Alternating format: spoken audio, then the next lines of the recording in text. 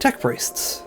They're the adepts of the Adeptus Mechanicus, the robed and augmented leaders that fill the important roles of a Forge world and dictate most of their goings-on. As you can probably tell from my previous videos, my interests tend to lie more in the area of the machines, mechs and cyborg soldiers, but an admech force isn't complete without at least a few Tech-Priests. Recently, I built a few, and I've got some older ones I figure it's worth explaining while I'm at it. Starting with my newer ones, these began as most of my builds do, with some very cool designs of others that I wanted to try making myself. One was Maffy's Crisis Gal, and another was supposed to be this Myrmidon Secutor by Kitto, though I wasn't able to fully see that idea through, but I'll get more into that later. To start off with building the Crisis Gal Tech Priest, she's got two looks, her more default look and her power armour. I decided to go with a bit of a mix of the two, power armour for the body since that's more Tech Priest unit appropriate, but keeping her more recognisable camera box head from her normal look. To get a base matching the plate armour style power armour, I took a look at some Sisters of Battle bodies and some Arbites from the Exaction Squad kill team. I went forward with the Sisters armour, but the Arbite armour does have potential for another cool Tech Priest build later maybe. For the Myrmidon, my initial idea was to extend out a Sicarian body, since it has the right reverse knee legs and some thinner limbs. That started with cutting up Sicarian legs to repose and build them out a bit, with new hip and upper thighs made from Cataphren arm pieces and foot pads taken from Cerberus mounts. The upper body with the arms and the cloak came from the Sicarian unit leader, and an axe from a Tech Priest engine seer that I kind of unnecessarily decided to swap around and repose. Then I got to armouring it up, to try and properly match the bulky Myrmidon style, and this is where this build kind of failed. I was planning on using a Taraxi head and some chest and shoulder armour panels from Cataphrons, but they were too big to proportionally match the Sicarian body. The arms were too short, the chest and shoulders were too narrow, and all the panels sat too far out even after trimming them down where I could. I could have started again from scratch to try and keep matching that original art, but I liked what I had so far with the axe and the body, so I decided to see what I could do with that. I may revisit the original idea later, maybe with a bulkier body from some of the plastic Mechanicum Thalax coming out later, but for now I decided to work more on the Crisis Gal Tech Priest since some parts I had ordered for it had arrived.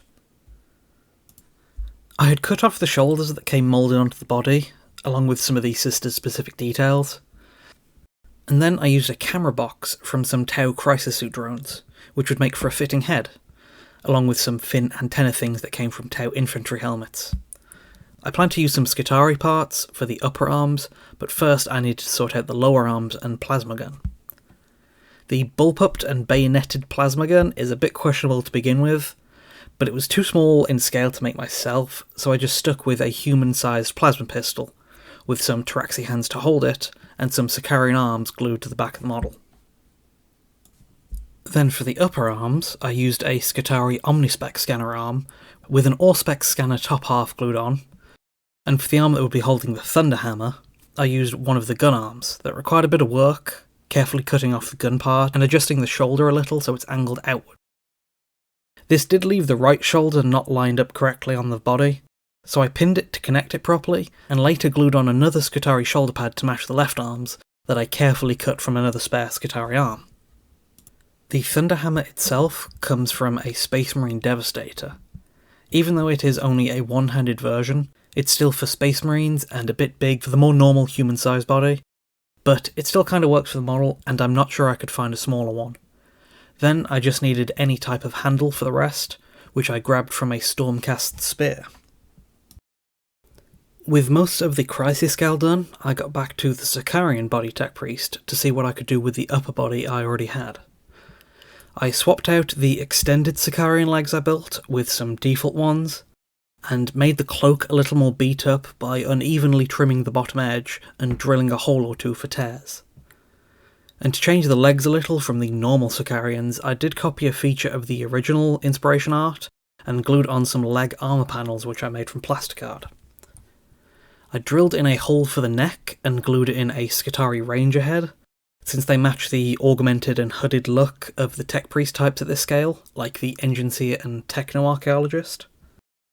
And another feature of Tech-Priests I decided to add to this unit is a backpack with all sorts of devices and manipulator arms mounted on. I started off with a Skitarii backpack that I cut some details off so I could more easily add my own. The first bit I added was a pistol type of weapon to match the Engine Seer's weapon option, which I made from a Cerberus Rider's phosphor pistol attached to a Cataphrons weapon arm. Another part I added was a servo skull mounted on top of another Cataphron manipulator arm. And the final bit I decided to add to the back was a mechadendrite data spike, which came from a Tech-Priest manipulus. While I was at it, I also added a mechadendrite tail to the Crisis Gal, and that one came from a Tech-Priest Dominus, and I also used a Sicarian backpack for her. Most of the building was done at this point, so I started getting the bases for these models together. The usual style of my admech is industrial ruins, so some kind of patterned floor with wires, rubble, and other kind of destroyed tech, which is a good way to make use of offcuts from converting bits. For these models specifically, they are the same size as infantry, but I do want them to stand out a little, so I added a layer of torn up corkboard pieces, leaving a bit of room to run some wires through, and added some patterned plasticard, roughly cut up. I used some of the plasticard I cut off as debris that I glued back onto the base for a bit more of the ruins aspect. Finally, I could add the last important step of any admech build, a questionable amount of wires. I just made them out of rolled out green stuff, with some patterns imprinted onto them using Green Stuff World's Rollmaker set.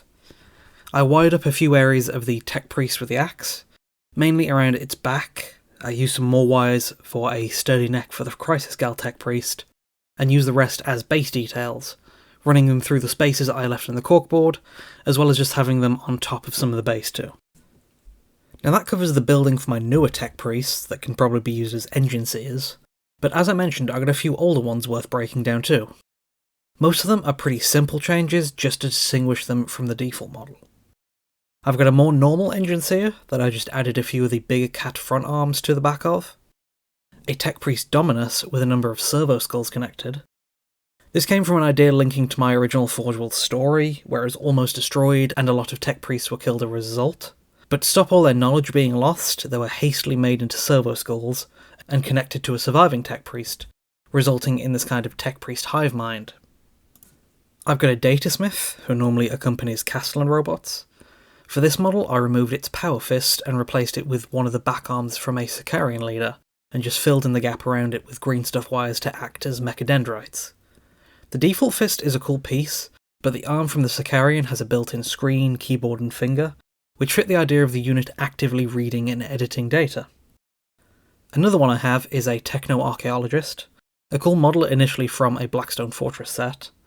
I incorporated its scanner device into a scanner array servo skull attached to its backpack, replaced its hand with an open one from an Electro Priest, and gave it a screen to display the scan results, which was a part from a Sidonian Dragoon held on a manipulator arm from Cataphrons. But now I've saved the best for last, with a pretty unique and heavily converted Tech-Priest to lead my admech forces. The usual biggest leader unit for admech is Belisarius Call, but he's the Fabricator General of Mars, so not very appropriate for my custom Forge world. Instead, I wanted to make a big Tech-Priest inspired by this great piece of art used for the admech Codex cover. I made it a while ago, so I don't have a lot of pictures and can't remember every detail, but I'll cover the main parts of the build as much as I can. I started off with a Sisters of Battle Penitent engine for the base of the mech, and a Sicarian leader body for the smaller body at the front. I just cut it down to what parts I needed, like removing some of the specific Sisters details, its pilot, and the weapons from the Penitent engine. I made its new forearms by using some weapon barrel parts, and grabbed some power claws and shoulder pads from Cataphracti Terminators. For its weapons and a lot of extra bits, I used parts from the Belisarius Call kit, like its axe on one side and big energy gun mounted on its other side using an arm from a Doomcrawler. As it should be for an admech higher up, there's just a mess of wires, servo skulls, devices and arms all around its back.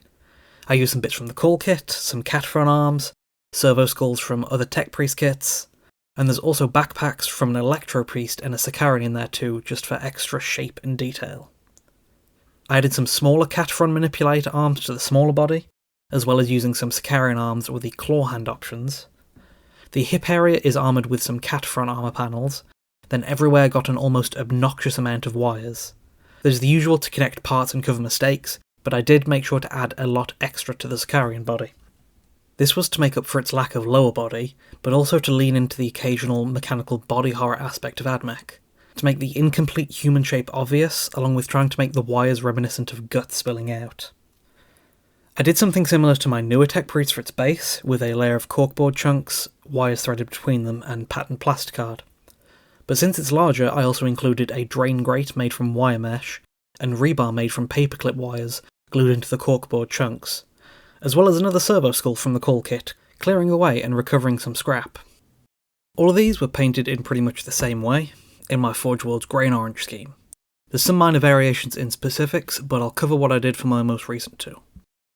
Starting off with a quick way to get a good metal base all over, I primed with a black, and dry brushed a dark silver of Iron Warriors all over, followed up with a light dry brush of a lighter silver, in this case Sir Coates Silver from the Tooth and Coates paint range. Then I just worked my way through the rest of the colours in order of how big of an area they take up. So next was Mechanicus Standard Grey for the robes. After that was Rat Skin Flesh Orange on the inner robes, and also a few other spots like wires and the top of Crisis Gal's antenna ear things, to try and keep a balance of the colour all over, having some on the top part of the model to match the inner cloak on the bottom.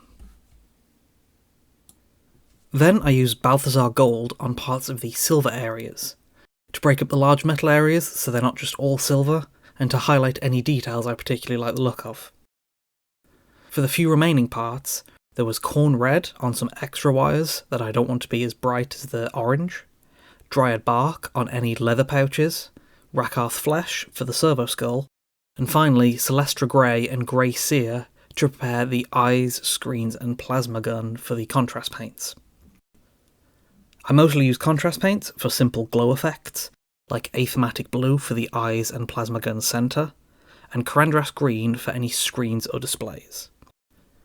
I also use the Black Templar paint over the dry brushed metal base areas to darken some but still leave it with a dull shine, which works as a rubber or black leather for some wires and weapon handles.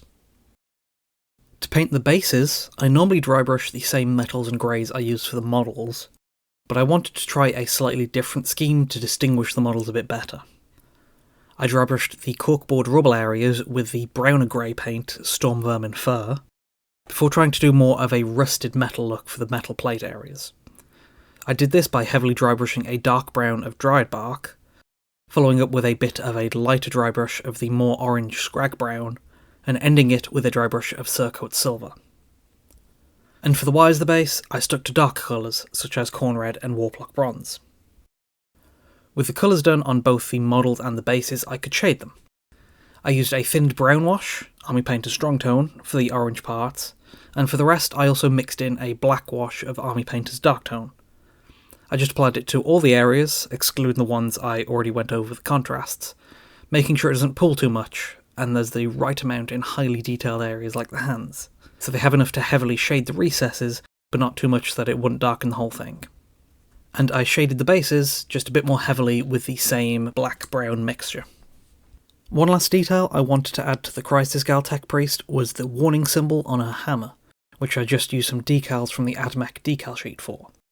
I applied it with water, went over it with decal softener to smooth it out, then shaded it so it's not unusually bright compared to the rest of the model. Finally, to highlight the models, I used most of the same colours that they were initially painted with, as they are slightly brighter compared to the now shaded version on the model itself. But for some of the bigger areas, I did use a few lighter paints to edge highlight, such as Dawnstone and Administratum Grey for the robes, Plate Armour for the silver parts, and Hashut Copper for the copper areas.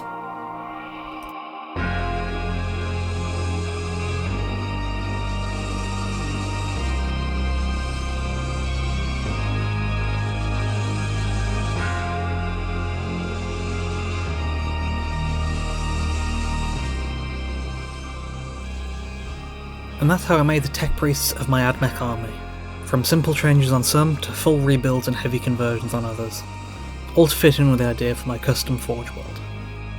If you found this worthwhile, consider liking it and subscribing, and maybe even check out my Patreon, where you can see me discuss future build ideas, get early access to videos, help me decide on what to make next, and more.